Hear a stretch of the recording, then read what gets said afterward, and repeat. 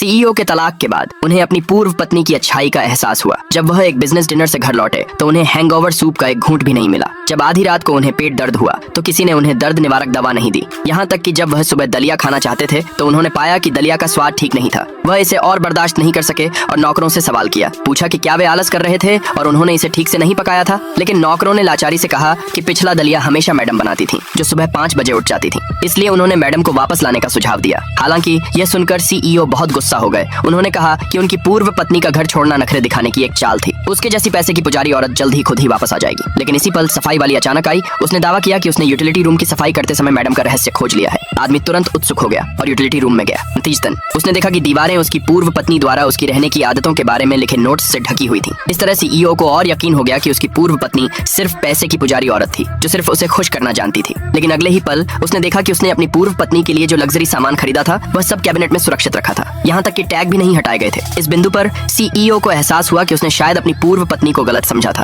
वह खुद को रोक नहीं सका और उसने फोन किया ये पूछने के लिए कि वह कब वापस आएगी। हालांकि फोन उसकी पूर्व पत्नी की चचेरी बहन ने उठाया और चचेरी बहन ने उससे कहा कि भविष्य में दोबारा फोन न करे। उसे नहीं पता था कि वह औरत अब स्थायी रूप से बीमार थी। फिर भी वह अपने जीवन बचाने वाले इलाज के लिए 1 लाख युआन भी नहीं जुटा पा रही थी। लेकिन फिर भी उसने सीईओ से, जो अरबों का मालिक था, मदद मांगने से इनकार कर दिया, सिर्फ इसलिए कि वह लंबे समय से अपने पति से निराश थी। पता चला कि उनकी शादी असल में उनके बड़ों ने तय की थी। लेकिन सीईओ हमेशा सोचता था कि उसकी एक्स वाइफ ने उससे शादी करने के लिए चालें चली थी, जिसकी वजह से वह अपने प्यार, अपनी पहली मोहब्बत के साथ नहीं रह पाया। इसलिए शादी के बाद सीईओ हमेशा उस औरत के साथ बहुत सख्त और ठंडा रहता था और यहाँ तक कि उसके साथ नौकरानी जैसा बर्ताव करता था। उस औरत ने कभी इस बारे में शिकायत नहीं की, बस चुपचाप अपने दुख अपने दिल में छिपाए रखे और इसके बजाय उसने अपने पति की ड्यूटीफुली देखभाल की, यह सोचकर कि एक दिन वह उसका दिल जीत लेगी। लेकिन शायद शारीरिक और मानसिक थकावट के कारण कुछ दिन पहले उस औरत को एडवांस गैस्ट्रिक कैंसर का पता चला। इसलिए उसने ध्यान से खाने की एक टेबल तैयार की, यह सोचकर कि वह अपने पति के वापस आने का इंतजार करेगी और उसे बताएगी। और उम्मीद के मुताबिक सीईओ उस रात देर से वापस नहीं आया। बेबस होकर उस औरत को फोन करना पड़ा और सावधानी से कहा कि उसे उससे कुछ कहना है। हालांकि वह कॉल का जवाब नहीं दे पाई, लेकिन वह अपने पति की आवाज सुन सकती थी। आगे देखने के लिए नीचे कमेंट में यस लिखें।